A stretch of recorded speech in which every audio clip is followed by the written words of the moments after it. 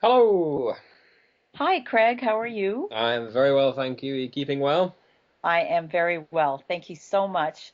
I wanted, first of all, to welcome you back and thank you for once again doing an interview at Stop Global Airwave Abuse. We are very grateful, and we're very grateful that you've taken the opportunity to talk to us once again about your wonderful, wonderful, wonderful new book, Unmasked. Um, I first want to congratulate you on the success of your first book, Behind the Mask: What Michael Jackson's Body Language Told the World, as it has reached #1 on Amazon, and it's continually reaching #1 on Amazon. And it's reached, I think, 5 countries. Is that right? That is correct, yes. Yeah, it's been number one in its category in 5 countries. It's been overwhelming the success of the book and it's brought together the Michael Jackson community, which I think that's something I'm eternally grateful for as well. There was a lot of divide about Michael Jackson and things like that, but I'm glad my book sets the record straight about his life and what his body language was revealing when he was talking about those allegations of child abuse and what it was revealing when he was being asked difficult questions by Oprah and Martin Bashir and yeah, I'm overwhelmed at the level of success it's had, and number one in 5 countries is yeah, it's beautiful. So yeah, really blessed. So it really is an international bestseller. Not many people can say that. Yeah, So I congratulate you. The community is grateful. I'm grateful. And you wrote just a fantastic book. that's Fantastic. thank you very much. Your new book, Unmasked, a revealing look at the fascinating world of body language, has reached #1 as well. And you must be thrilled about that because that has nothing to do with Michael Jackson. It's totally body language. Absolutely, yeah. And as we speak right now, it's number one here in the UK in behavioural theory. So again, I'm overwhelmed at the success it's doing, and in such a short space of time as well. I mean, it's only been out a month, and it's already taken the world by storm. But it was always my aim to write the second book about body language because people were leaving me reviews on Amazon saying I'm thoroughly interested in body language and where can I learn more. And I directed them to my websites and my YouTube videos and things like that. But I was conscious that I wanted to get some literature available on the topic because I use a lot of research from like people like Dr. Desmond Morris, Paul Ekman, things like that. So I was signposting people onto their works, but I wanted to contribute something else to the field of nonverbal communication because not everybody has an interest in Michael Jackson or his life, but people are interested in body language. I think it was a good way of having a balance between the two. And it was a masterstroke really because I wanted to condense the subject down, and that's why the book is under 100 pages long. Because I must have read about 50 to 100 books on non-verbal communication. They're quite heavy, especially if they're filled with quite a lot of Mm. technical jargon.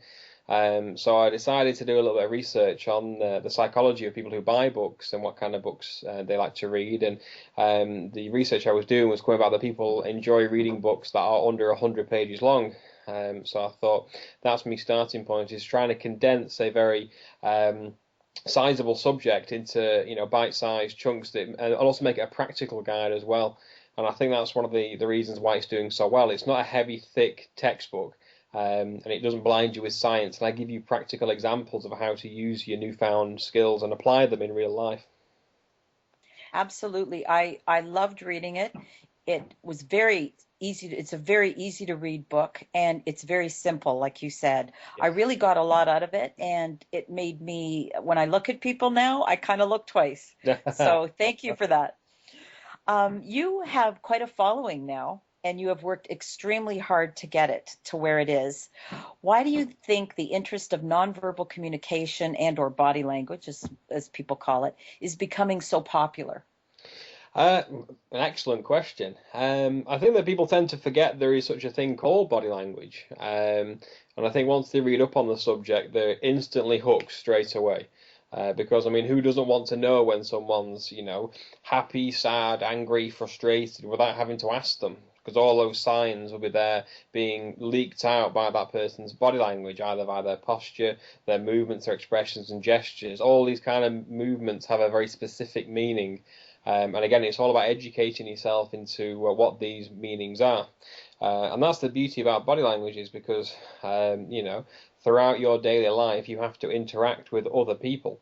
And that is the beauty of human behavior. I think in it, and then when you engage others and educate them into nonverbal communication, they themselves get hooked on it as well because it's such a fascinating subject about learning and educating those who have difficulty in communicating verbally. Quite a lot of introverts have great difficulty in communicating verbally with others, but they can do it on a subconscious level with their body language through things like mirroring techniques and and other techniques as well. So it's just once you're hooked, you just instantly trying to find people who you can people watch.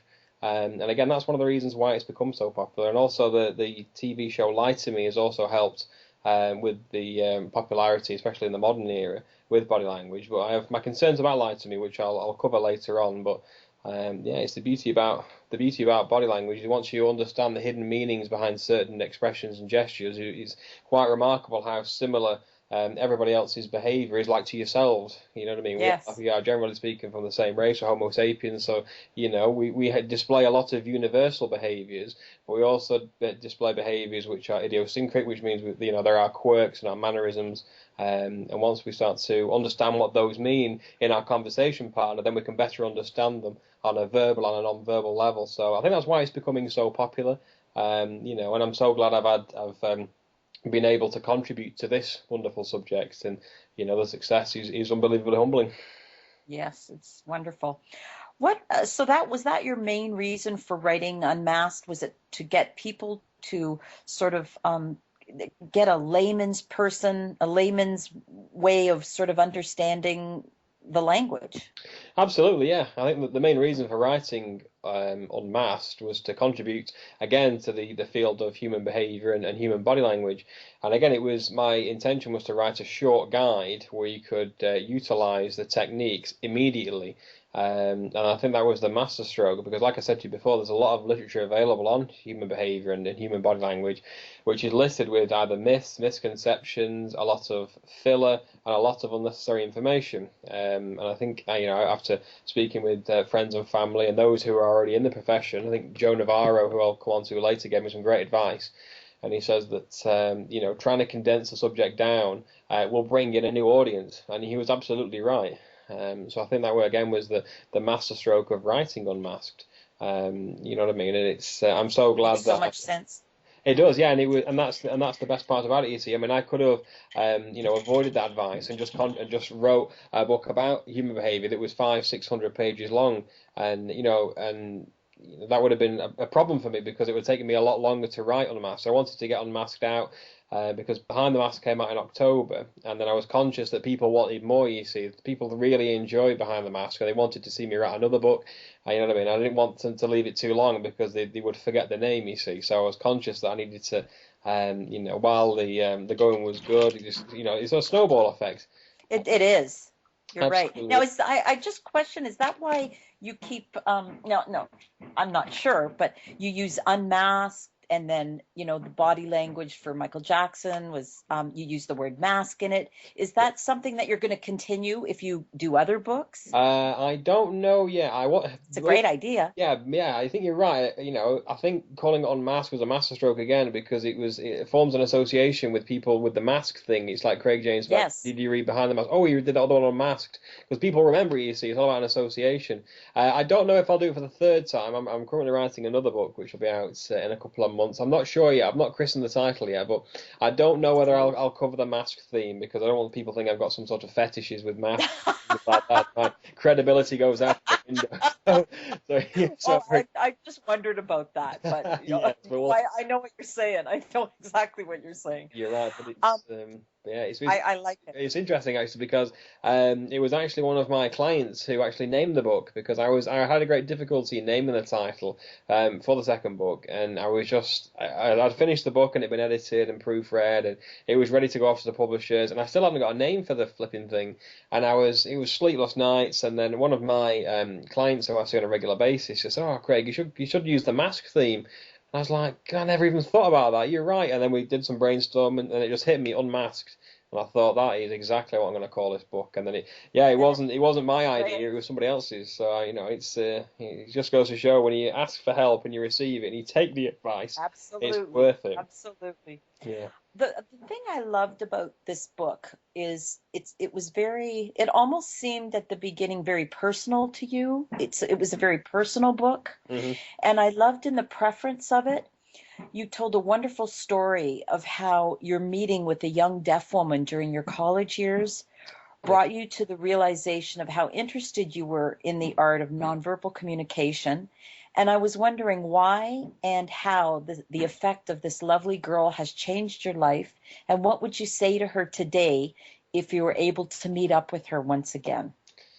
Wow, now that is a really interesting question because every time I think back to my college years, that reminds me of my starting point in behavior and human body language. Obviously, I didn't know it at the time because I was only 16. I didn't realize the significance of observing this lady communicate via a series of hand signals and facial expressions. You know what I mean? Well, quite frankly, she changed my life because if I hadn't met that woman, I think her name was Katie, by the way. We only spoke for a few months, and it was a long time ago. I mean, it was, you know what I mean? It's over Wow. 13 years ago. But I'll never forget her face, and I'll never forget those hand signals and those body language gestures she gave off to communicate because obviously she was hearing impaired.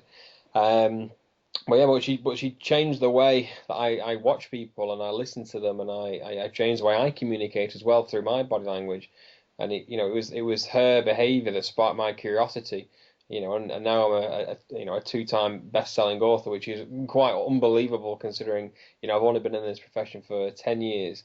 Again, if I was to meet up with her, then I wouldn't know what I'd do, to be honest with you, because I would have to sign to her, you see, because otherwise she wouldn't be able to Yes. understand me. So again, but I have done a course in sign language many years ago, which I really enjoy. But again, I like what I mentioned in Unmasked, the rapidity of what we forget is astonishing because I can't remember half of the things I learned on my sign language course because I don't utilize those skills day in, day Exactly. out. Yeah, so I don't know anybody who is hearing impaired, so I can't utilize the learning that I once had. But again, if I was ever to meet up with that girl, which I think her name was Katie, I can't be sure. It was a long time ago. But yeah, it was one of the most significant moments of my life. There's no doubt about that Wow. because she has literally changed my life. That's a So, wonderful story. I well, loved it. yeah, thank you very much. I loved it. It would take a very long interview to discuss all the interesting parts of body language. I think the one and most important question is the beginning of analyzing a person's actions, reactions to find out their baseline. Can you explain this a little bit? Yeah, absolutely. Yeah. Now, a baseline is where you can confidently predict the behavior of somebody because you're acutely aware of what behavior they display when they experience any given emotion, or sometimes when they're not experiencing any emotion at all. And it's amazing, like what I said before, we have a remarkable set style of personal body actions that we always display. Figuratively speaking, we don't often change our body language from day in, day out. We do the same things over again. We flash the same expressions. We have a certain, a series of gesticulations we use when we're communicating with other people, and the vast majority come from our subconscious mind. Meaning that these are very reliable indicators of how somebody is thinking or feeling or intending to do. And a baseline comes from watching and remembering the behavior of, somebody you know quite well. And again, that is where, like for instance, Kat's baseline is when she's feeling quite sad, she'll withdraw her hands quite a lot.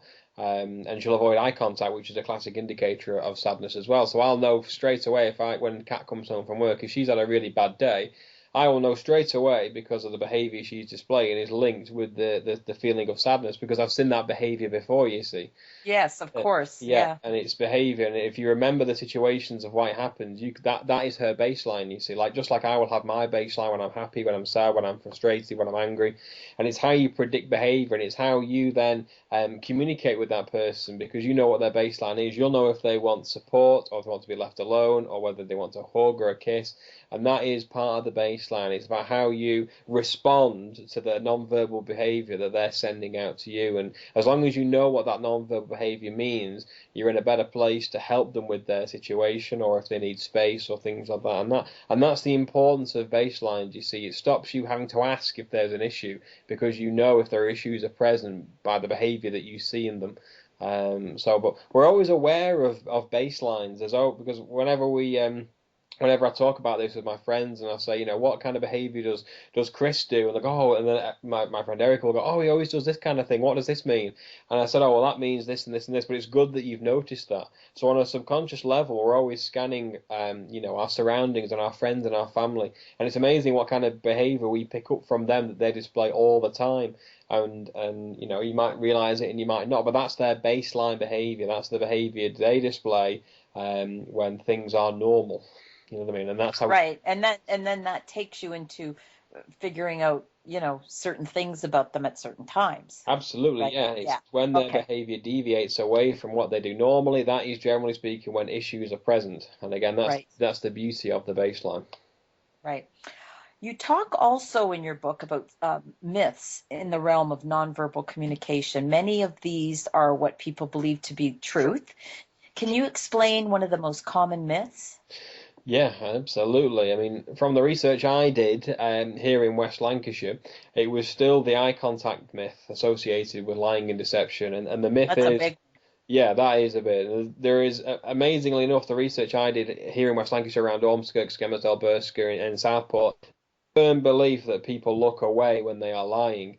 And that was the one that was the most of all the questions I asked people. That was the one that came up the first. Is when someone looks away, that means they're lying. And this myth has grown in popularity all over the years, not just here in Lancashire, but all over the world. And it's not true. It's exactly the opposite way around. I don't know why that school of thought has become popular, because the actual truth of this is a liar is more likely to give you greater eye contact because he wants to see if his lies are being believed.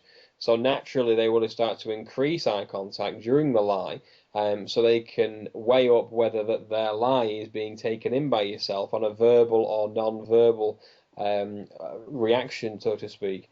So, a liar will also consciously avoid looking away because that behavior looks suspicious.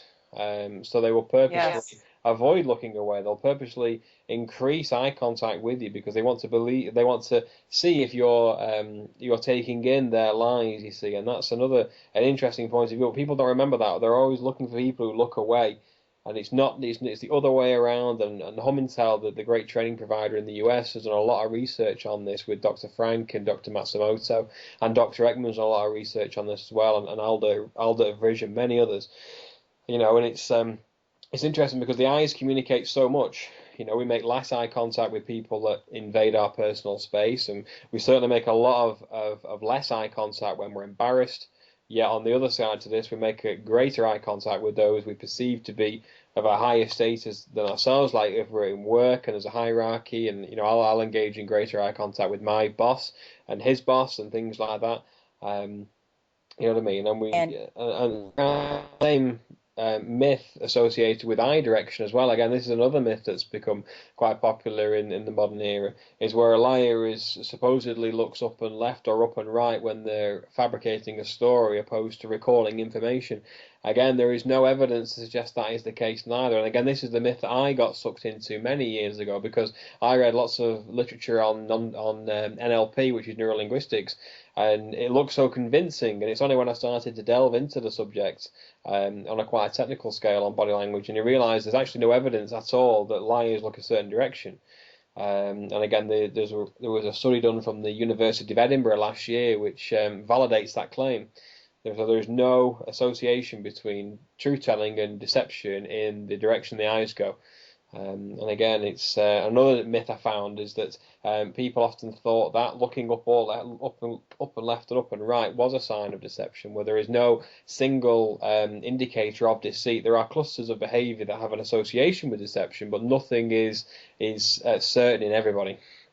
So again, it's Well, that's interesting because I've seen actual, non body language experts actually say that looking at people being interviewed or whatever, that looking right at someone, or is it looking away? They're lying.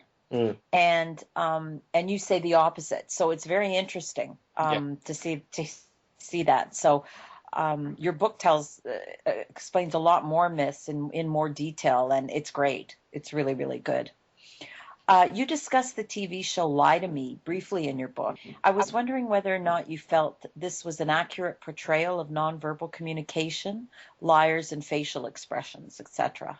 Now this is a great question. I Thank thoroughly you. enjoyed the show. Yeah, I really enjoyed it. I was sad to hear it was cancelled, but I kind of understood why it was cancelled. To answer your question, yes and no. It was a great show because it brought the reading of human body language into a modern era. The science that is actually used in Lie to Me was, of course, the research from Dr. Paul Ekman, which is obviously the very famous facial expert over there in the US. And the actual lead character, Dr. Cal Lightman, is loosely based around Dr. Ekman himself. So the show starts well, Wow. and the research that's used in the show, there's something called the facial action coding system, and that's something that Dr. Carl Lightman is very adept in, is reading the micro expressions of people. But I think the area that falls down with Lie to Me is that they think that micro expressions have an association with deception, meaning that everybody who flashes a micro expression is lying, and that isn't the case at all. Micro expressions are signs of issues present or concealments in the body. They could be concealing any given emotion, which is not necessarily linked to lying and deception. And I think that was one of the reasons why Lie to Me. Well, I know the ratings dropped in season 3, but I had the wonderful opportunity to chat with Dr. Paul Ekman last year about his involvement in the show Lie to Me, and he was telling me that for the first 2 years, the director of the show was very well versed in Dr. Ekman's research on human emotion and human body language and the face. But I think in the third series, that particular director left, and the show started to rely on unscientific research that wasn't of Dr. Ekman's, and I think that was one of the reasons why the show was cancelled, is because the show just deviated away from the science and the structure that the first 2 series had. And I think the third series, I've not watched it for a long time, but it wasn't as good on a scientific level than the first 2 series, and I think that was one of the reasons why it was shelved. Which is we're very sad. I think also the show made the mistake of having an association with the facial expression of contempt has an association with deception as well. That is true on one regard, but also the smirk can be present when you feel that somebody is being incompetent or you feel superior than somebody else. So it's not necessarily 100% reliable in deception detection. And that's another area where I think the show failed. But I think the show was great. I mean, the first 2 series are really, really interesting, and micro expressions and fleeting expressions of the face are very interesting.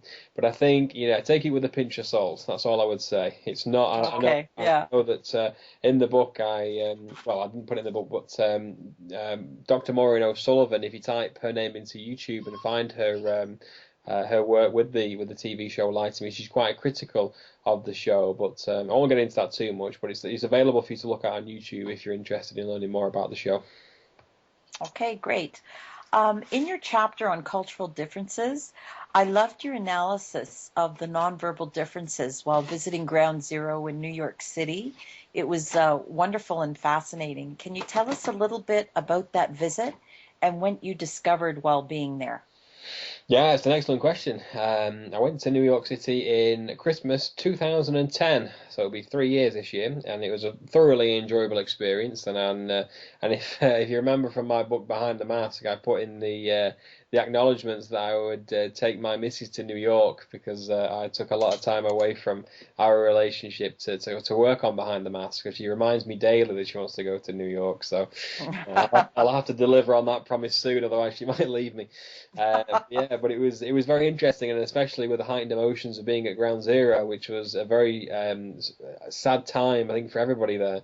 But I was conscious of my own emotions, and I also wanted to get an understanding of the emotions of others and see what they were displaying, and I was quite thankful that on that particular day there was a variety of different cultures at Ground Zero. And I remember seeing a little Chinese family huddle together and lowering their heads when they were around Ground Zero, and that display is very much in keeping with the displays of the cultural background in China and in the Orient, where it's a sign of submission, it's a body lowering thing, it's a sign of respect, which I thought was very interesting. And I could hear the American accent, and I was watching one particular family, and there was a lot of anger there, a lot of lip hiding, and a lot of lip biting.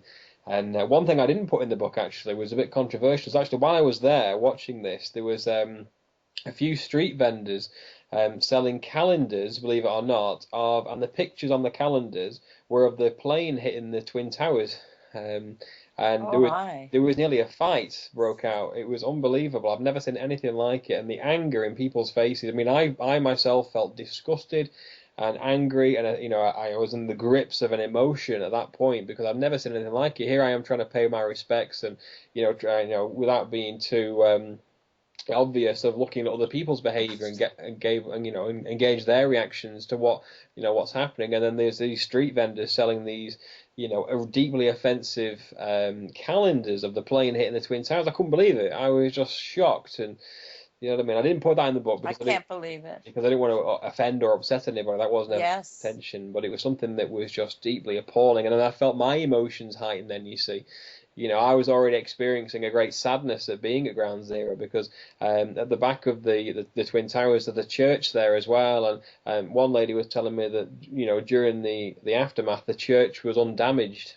And again, it was just like, it's just incredible, the devastation Wow. on that day. And they were telling me the church, and it was just it's so humbling that I couldn't believe it. I was, you know what I mean? I almost felt like crying because I couldn't believe how many people died in the spot that I was stood in. You know what I mean? It really, It is amazing. yeah, it really. I've never gone. I've been to New York, but I haven't been there. And I guess there's a reason why I don't want to go there. But I can imagine it must be horrifying. Yeah, it is, and you think back to because you never forget what happened on that day. You know what I mean? I will never forget Exactly. what happened on that day.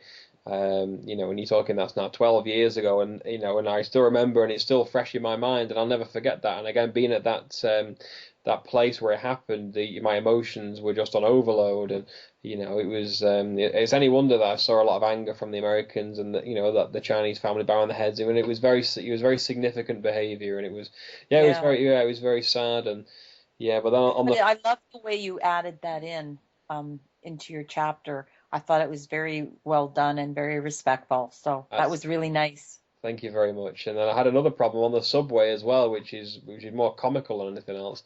Being on the New York subway really opened my eyes to the wonderment of New York City. Oh yeah. Oh wow, flipping heck! I mean, I remember having a little too much to drink one evening, and we were getting the subway home to our hotel, and it was ram jam chocker. And I remember these two humongous guys got on the subway, and I thought, and I'm quite a big guy.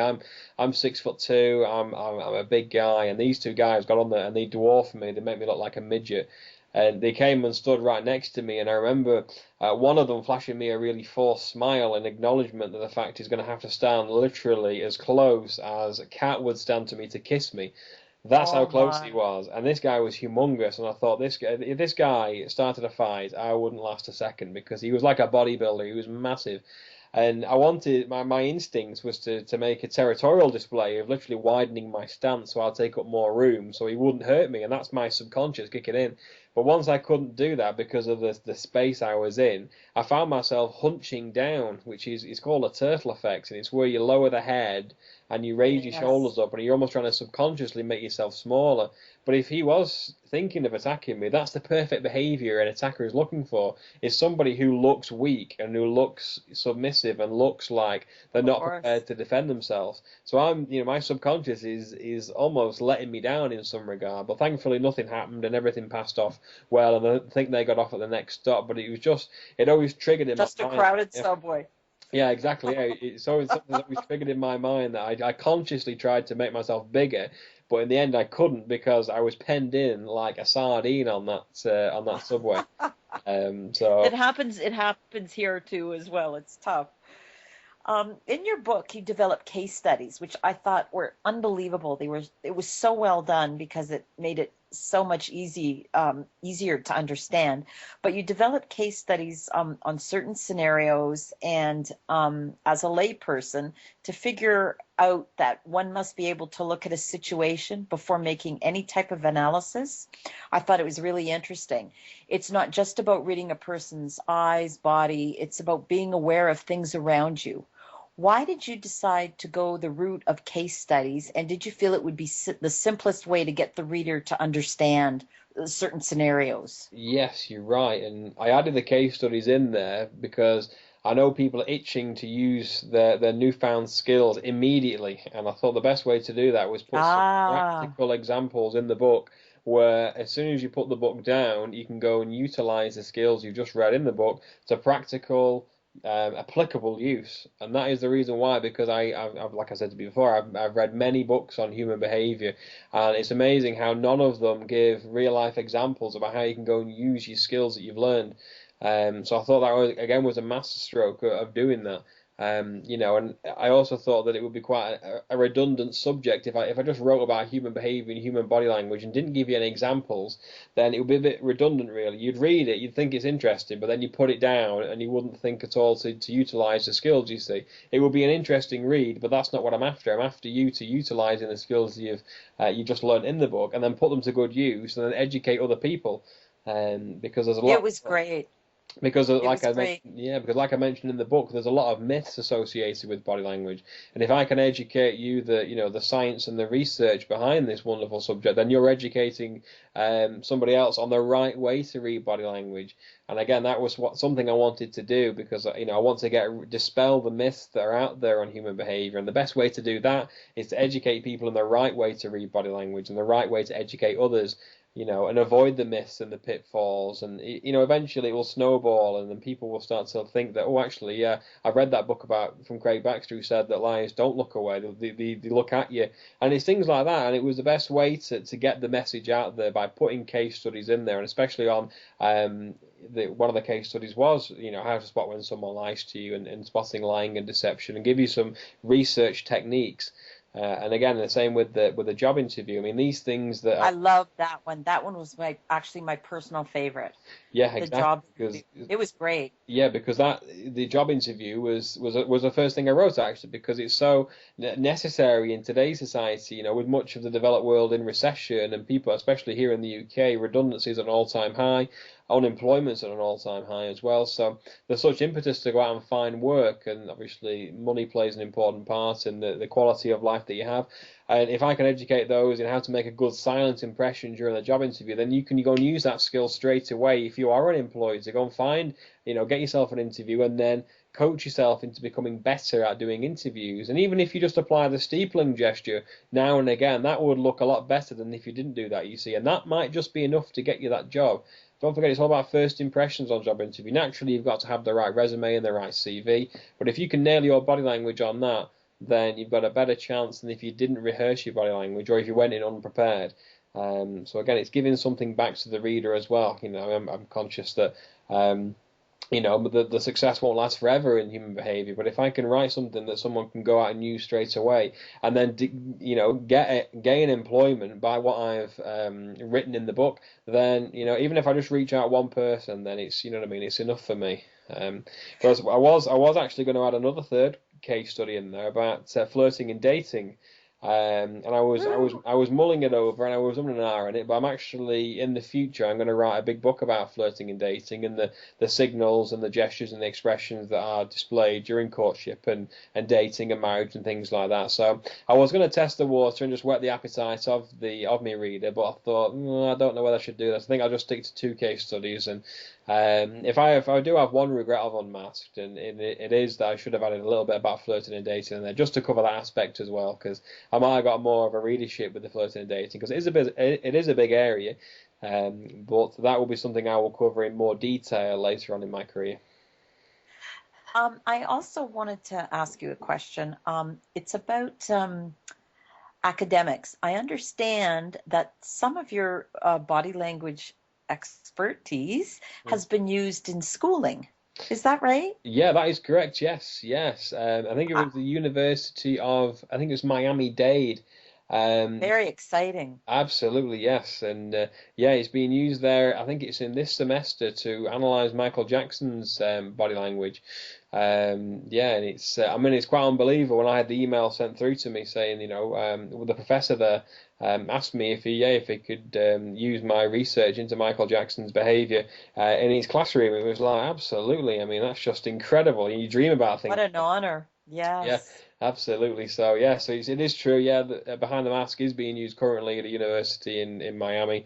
Again, and that's something that is just overwhelming, really. From little old me, here I am in Lancashire, in West Lancashire, and yet my books are being used as a research tool over in the States. I mean, you just can't ask for anything better than that.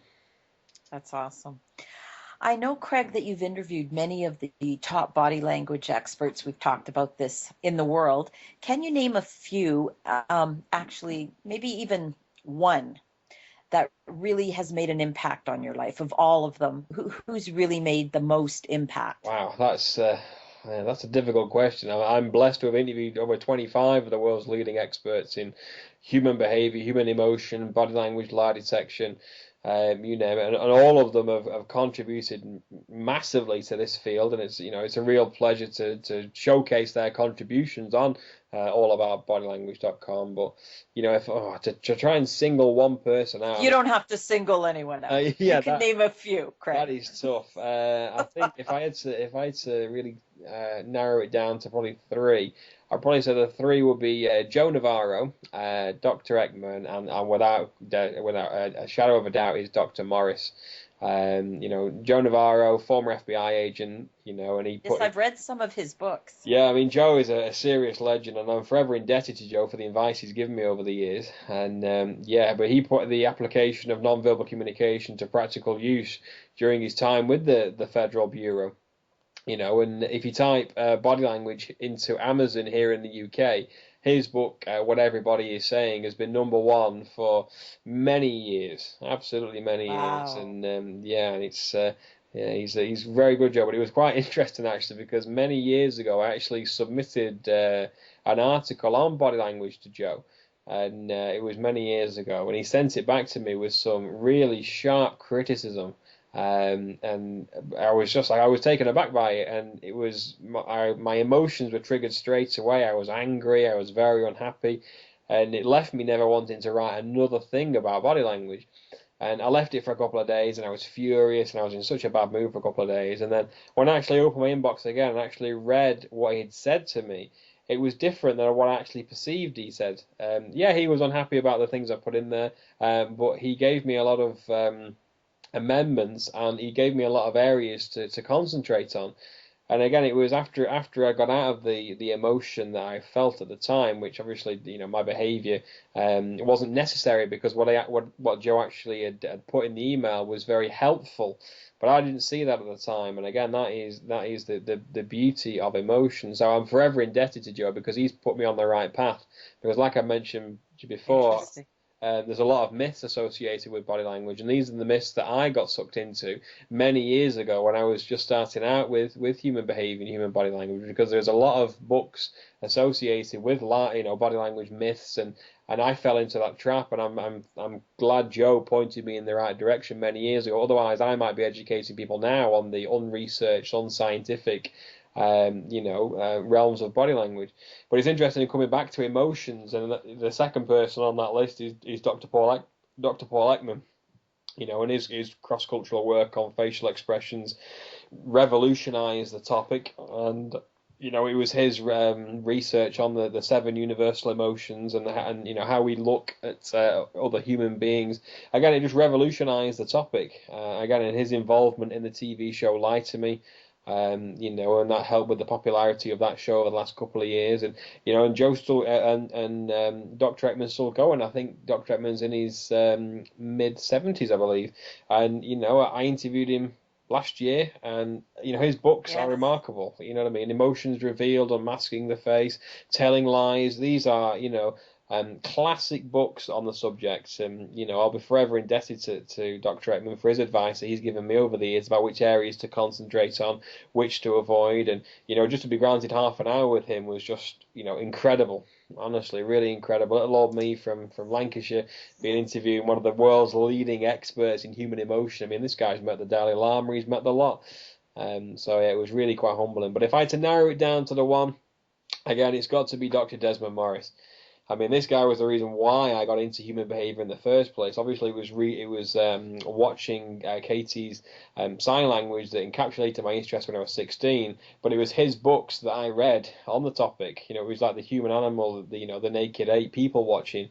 You know, these are the cornerstone books, the pioneering books on human behavior. So, you know, I hold him in the highest esteem, and he's still considered to be the world's leading authority on human behavior. You know, Desmond Morris now, I think he's 85.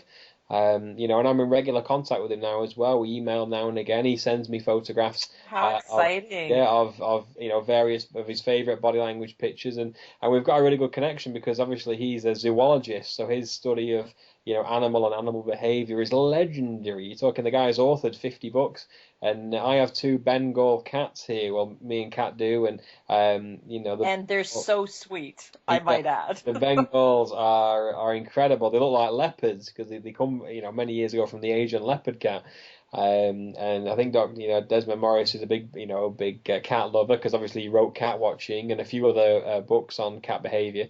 And again, we have common ground there. You see, not only do we have interest in human behavior and human emotion, human body language, but obviously the love of cats as well also helps as well. So we've got common ground there. So, you know, I'm forever indebted to Desmond Morris because he was the big one I really wanted to interview. I interviewed Dr. Ekman, which was over there, and I was overwhelmed. But you know, trying to find Desmond Morris was so hard. I mean, I must have spent 3 or 4 years trying to find Desmond Morris, and you know, and I eventually got hold of him, and you know, and the rest is history now. So, yeah. How wonderful! Yeah, That's very wonderful. Speaking of animals, there's a real correlation in interpreting facial expressions and everything in animals, isn't there? Yes. Like with the chimpanzees and even dogs and cats. As an aside question, personally, I'm a big fan of Cesar Millan. And do you believe that he is more like a body language expert with respect to animals? I don't know much about his work, so I couldn't really cast comment Okay. on that. Caesar Milan, is he the guy who? He's the dog whisperer. That's it. That is, yes, yes. I think there is a lot of science involved in dog behavior. Yes. Certainly, but I don't know how much he's staged for the television. I don't know. Okay. But it's not something I know much about, I'm afraid. Yeah, zoology is something eventually I would like to tap. You got to get into that, Craig. Yeah, you got to start getting, especially for your kitties. Yeah, you're right. It's a huge area without a doubt, but it's not something I know much about. Again, well, Desmond Morris would know all the answers to that, I can assure you. Wow. You discuss in your book how the internet, i.e., social media, etc., will affect the science of body language in the future. Can you just elaborate a little bit on that? Yeah, you're right, and I have my concerns about how society will eventually end up because of the rise of social. So do I. Yeah, because of the rise of social media, I think, you know, eventually it might result in the Homo sapien being more recluse because all of the daily essentials can be delivered to the house. You know, you're talking about you can be chatting to your friend like we are. You're in Canada, I'm here in England, so that's great. But if you live around the corner and I was communicating via Skype or via Facebook, I'm eliminating the need to meet up for like a coffee or a drink. You know what I mean? I can do that online now just by using words without actually communicating with my voice or with my body language. And again, I think that is I foresee problems in the future where certainly maybe in this generation. I mean, I'm only 29, but I think in my children's generation, the comfort that the laptop screen or the computer screen will bring somebody because they won't need to leave the house because they can order and the iPhones. Yeah, and the iPhones, exactly, you're right. You know what I mean? Texting, my daughters text me from the other room. Yeah, exactly. You know? And that's you know, it's only a trivial example, but if this starts to spread, then there's going to be huge implications on the study of human behavior because I think it'll become a lost art because people will be so used to, you know, using instant messenger or using Communication. You don't need to meet up anymore. There's no need to meet up for a coffee. There's no need to go down to the local pub. There's no need to go to the supermarket anymore because you can order all your food online and have it delivered to your house. There's no necessity to leave the house anymore.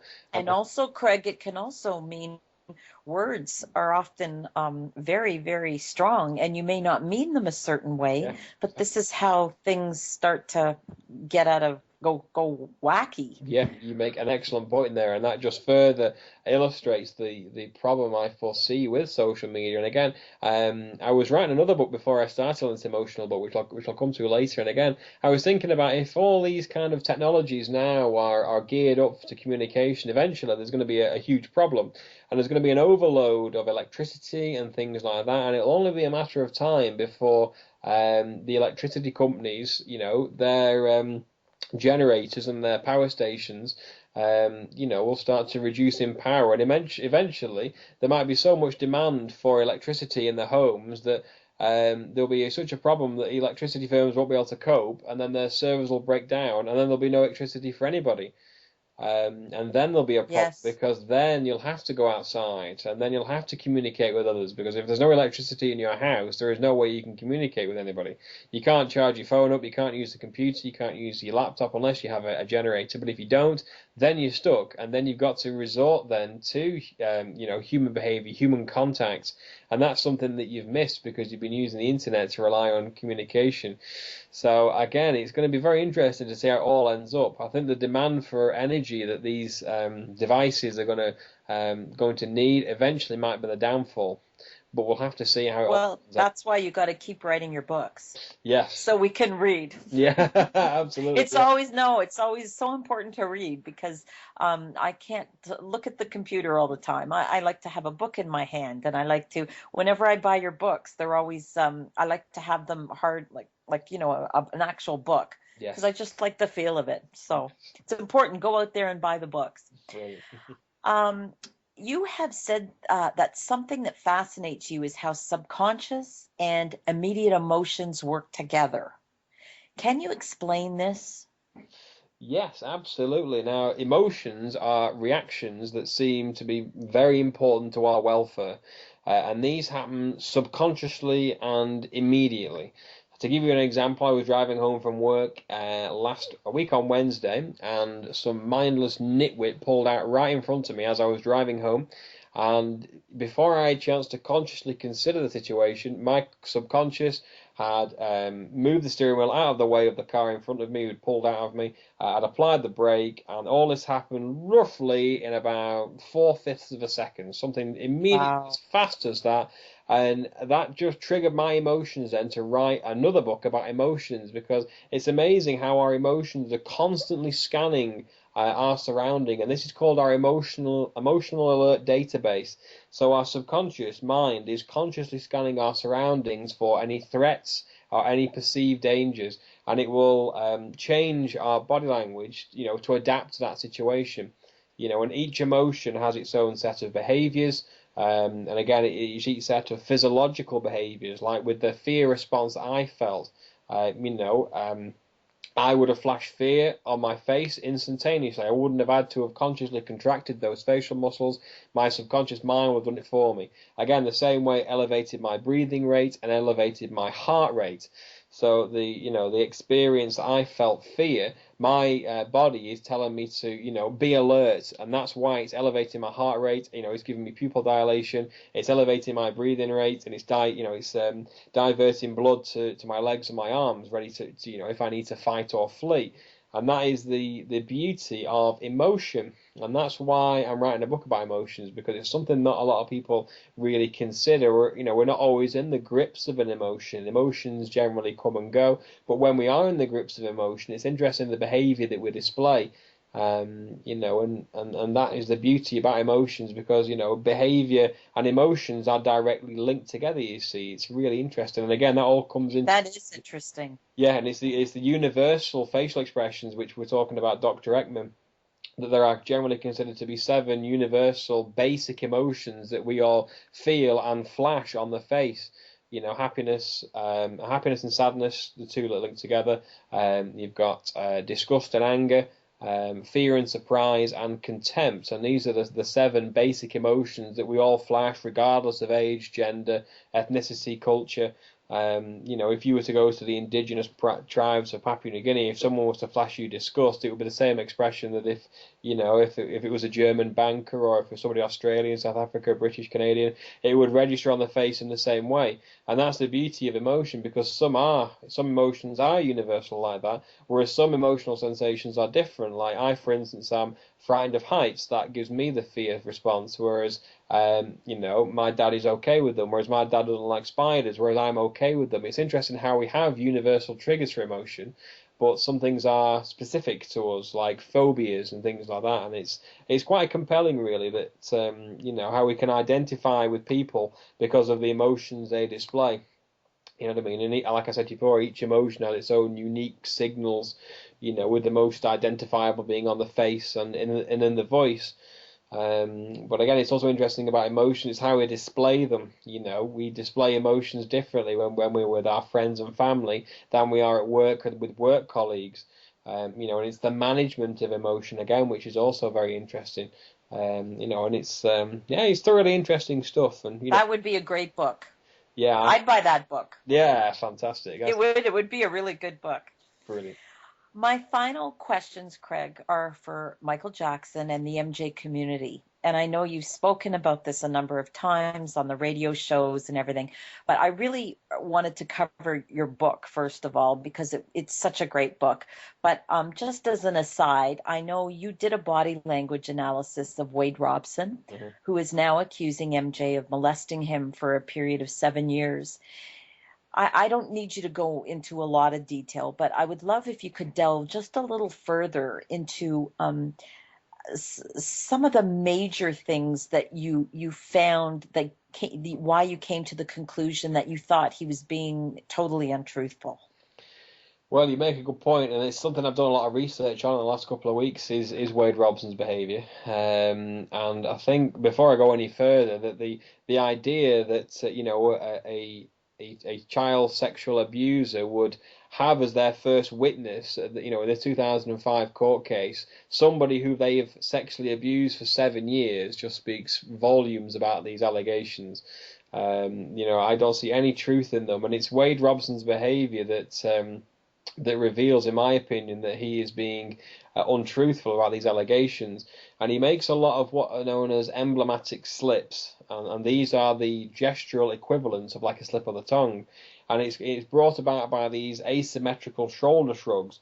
And it's like when he says that Michael Jackson abused me, sexually abused him, he would flash an asymmetrical shoulder shrug, which correlates the message of I've no real confidence in what I've just said. And his behaviours like that. He also makes a lot of mouth shrugs as well, where he'll shrug the mouth. And again, that's an inclination that he's not really sure about what he's saying. And again, what the main area I found with him is he parrot back what Matt Lauer said to him. Like at the start, he says, what's your mindset right now? And he said the same thing, what's my mindset? And it's when he's not really prepared to give an answer.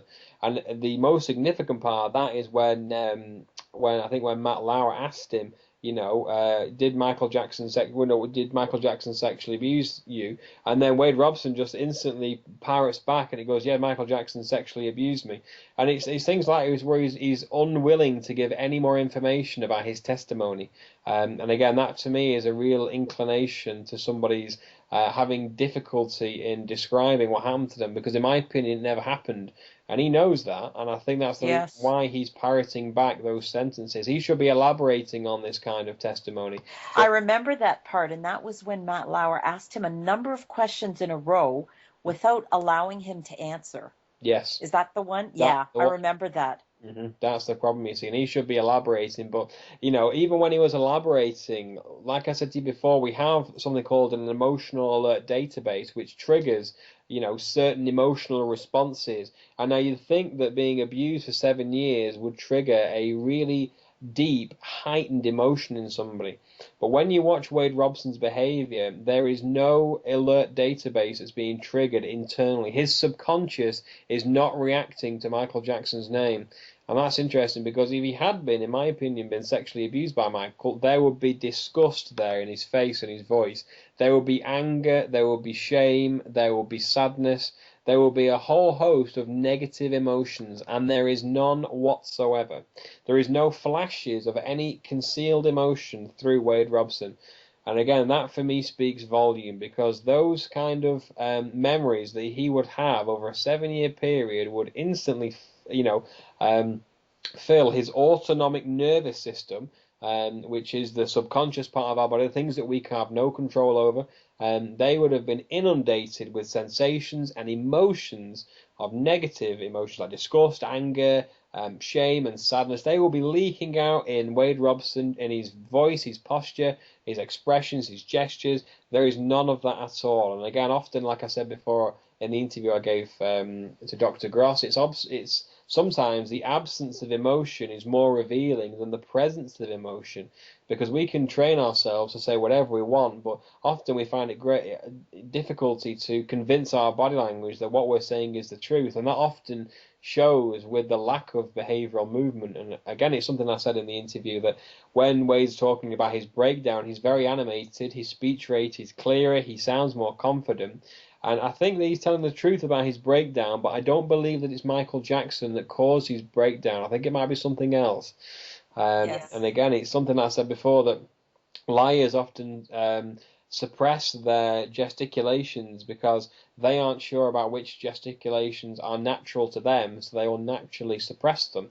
And also interesting on that point is research has suggested that liars naturally suppress any kind of movement is because if the lie that they are constructing is quite cognitively demanding, the brain has got to work out a convincing story.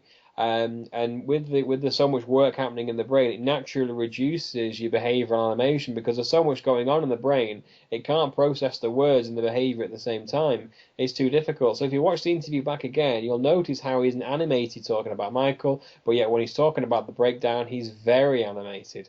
And again, for me, that is quite a revealing moment as well, because there's different behaviours there you see, which are all linked to deception. Like I said to you before, there is no one behaviour that's associated with deception. But when I hear parrot statements, when I see emblematic slips, when I see behaviours associated with deception like that, like a change in behaviour when we're seeing suppressed movement opposed to lots of movement, these are kind of things that do have an association with deception. So so I watched the whole interview again. I've been keeping up to date with it. I watched an article. I listened to a radio segment saying that I think Wade Robson is going to sue Michael Jackson's dad, Joe Jackson. Is that correct? Oh yes. Yeah. Well, I he heard says that. if he says anything further, Yeah. he will sue Joe Jackson. Yeah. So this is just getting a little funny. But I did want to add, I heard you. It was very interesting. I listened to you on Reverend Gross's and Dr. Gross's radio show, and you talked about the method acting. Yes. How Marilyn Monroe and Marlon Brando all did that, and I thought that was very interesting, and how you thought this could be a performance. Yes, you're right, and it was from the 1930s. It was a Russian film director called Konislav Stanislavski, and he coined the method acting technique. And it's something I said that because I didn't see that Matt Lauer was empathizing with Wade Robson about these allegations, that Wade might now feel compelled to go on to another TV show and seek out another interviewer. And I hope that person will empathize with his situation and his testimony. And one way to do that is by using it's called the Stanislavski system, and it is where you will remember and re-experience a traumatic time in your life to trigger the emotion that you want. Now, if you want to flash disgust towards Michael Jackson and what he did to you, all he would have to do is think about something he ate recently that repulsed him and was, it was disgusting to taste. So those, facial expression will register on his face. So it would appear that when Wade Robson is talking about Michael Jackson, he will flash disgust. Now, the disgust will be real because he's re-experiencing something that's happened to him. So the reliable indicators of the face will be activated because he is experiencing disgust, but it's not linked to Michael Jackson, you see. And it's the same way that, because in my opinion he didn't make a credible impression during his testimony, because there was no emotion there, he might try a different technique on his next interview.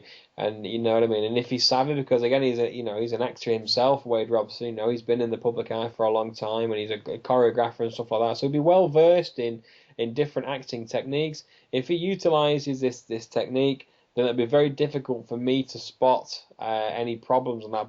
But don't forget that the Today Show interview that he gave was very significant, because that for me revealed that he wasn't telling the truth. And it'd be very interesting if his behavior suddenly massively changes in the next interview. Yes, because that was his first interview.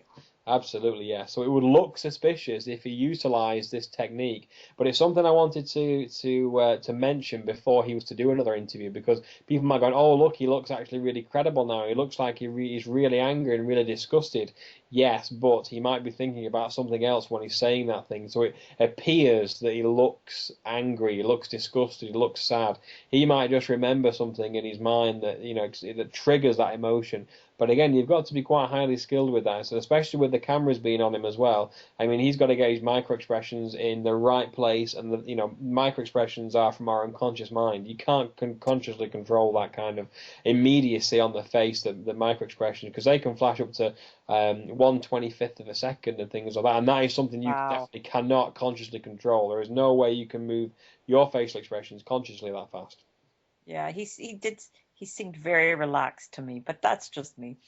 I currently read in a UK tabloid, which I take with a grain of salt, that Wade Robson's attorneys may be having a body language expert analyze one of a deposition that actually you analyzed and wrote about in your book. I don't know the name of it. I'm sorry, but it was where he was in a deposition, and he was it's on your YouTube channel, where he spoke about loving children and how he always wanted to be godlike, and how he totally denied allegations, and he had his hands at the back of his head. I know you remember which one I'm talking about.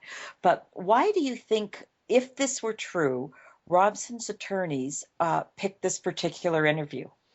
That is a very good question. I don't understand why they've used this particular interview, because if you read my analysis, that I firmly believe he is telling the truth during that. Exactly.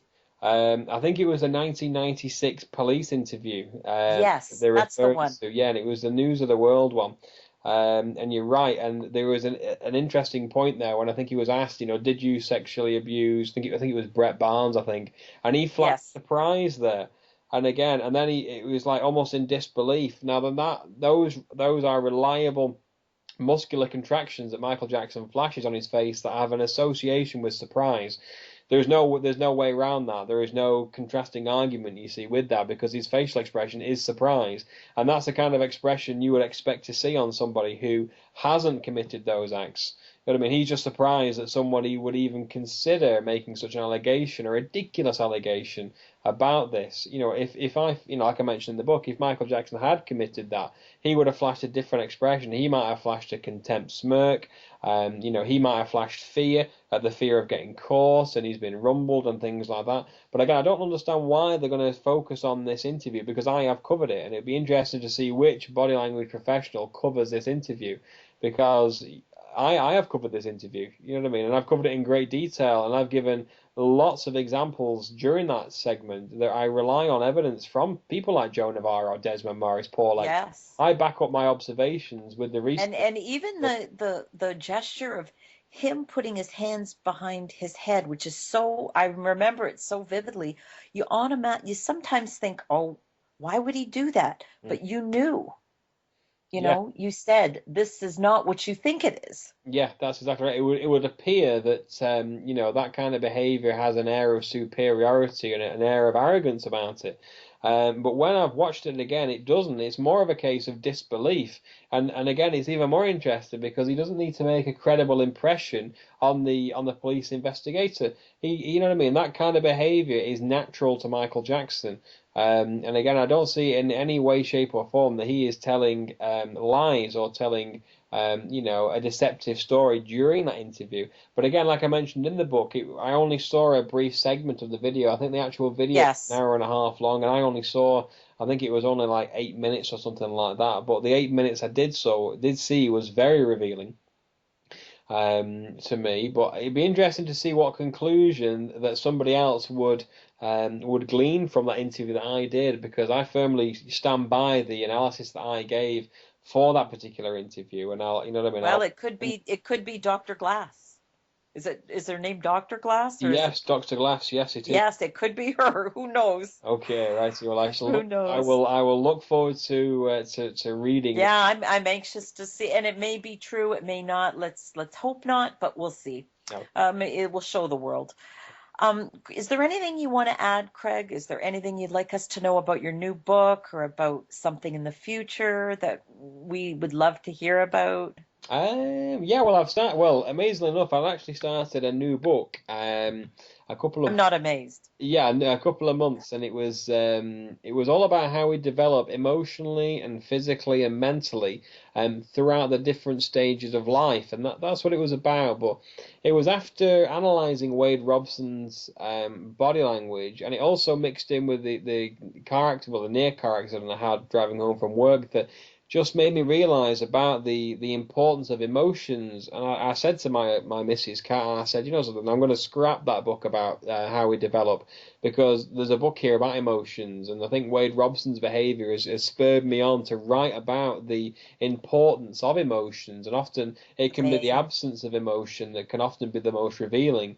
And how we're not always in the grip of an emotion, but when we are, our behaviour can be very almost childish and very destructive. Like when Joe Navarro sent me that reply back to my body language article I sent him, I was in the grip of a really strong emotion of anger and disgust and hate, almost hatred to Joe, because I couldn't believe he would be so critical. But then actually a couple of days later, when I read what he'd put in the email, he was actually being really helpful. He was like, oh, Craig, just concentrate on these guys. These are the ones you want, and avoid these people, and avoid this, and avoid that. And I was reading it, I was thinking, that isn't bad at all. I can It's utilise that. what overcame you at the time. Exactly, yeah, you see, and it's amazing the behaviour I displayed then, which looking back, is very childish of me, and it just goes to show, when I was in the grip of an emotion, I wasn't consciously in control of my feelings and of how I felt about the situation, and it wasn't an accurate portrayal of what Joe Navarro put in his email. You see, he put something really helpful, but I thought, oh, I can't believe this guy. But yeah, again, it's just amazing how often we can be in the grip of emotion and make some really bad choices. And it's all about emotional awareness as well, about how we can possibly change that and avoid the trigger response, you see, and about how to really understand about what is actually happening and whether it Yes. needs that emotion. Because that email that Joe sent me didn't need the emotion I displayed, you see, because I misread it. And again, that was my own fault, but my emotions took over, and you know what I mean. And it's a lot, because that was a heightened emotion. I was really angry. Whereas in the flip side, Wade Robson isn't displaying the emotions There you go. that his situation merits. You see, you know what I mean. There's no disgust there in you know what I mean, in the testimony he describes. So you've got complete polar opposites. You see. So I thought, oh, there's definitely a book here. Oh, I can't wait. Yeah, so I'm looking I forward to it. can't wait. Hopefully it'll be out in August or September. Oh, wow, you work so fast, and the Yeah. books are amazing. Uh, So I don't know how you do it. Thank you very much. Well, I'm very blessed. I've got a lot of people helping me and a lot of support, and no, it's good. I'm quite focused. It's quite difficult writing when you've got two kittens jumping all over your Wait, keyboard. wait, Craig, wait. I would like to first personally thank you on behalf of Stop Global Airwave Abuse and the MJ community for doing this interview and everything you do for MJ and for body language. And I congratulate you on your success, and I know your continued success in your future books. And I just want to encourage everyone to order and to read Unmasked and Behind the Mask, because they are truly wonderful and informative books. Craig, you're so humble. You're so always so kind and forthcoming, and just a really wonderful soul. And I just want to thank you so much for doing this with me. And I hope your next book is I'd love to speak to you again. I've left reviews, 5 out of 5 reviews on Amazon.ca, Amazon.com, on my Stop Global Airwave Abuse WordPress, and I know you'll get many more. Yeah, thank you very much. I'm so appreciative of all your help and support, Christina, and yeah, you're a big help, and I'm so glad that we had the opportunity to talk today about about a couple of key questions and Well, I think that with everything that's been going on, I want to make sure that the book gets out there, people buy it, and know that it is such a good book. It's such an easy read, and it is well worth the money because I'm going to use it in daily life. It's just that important. you have made my day, Christina. Thank you Well, very thank you so much, Craig, and you take care. I hope the weather's good there, and have a wonderful evening. You are very kind, Christina. Thank you very much. Okay, bye-bye. Bye bye now.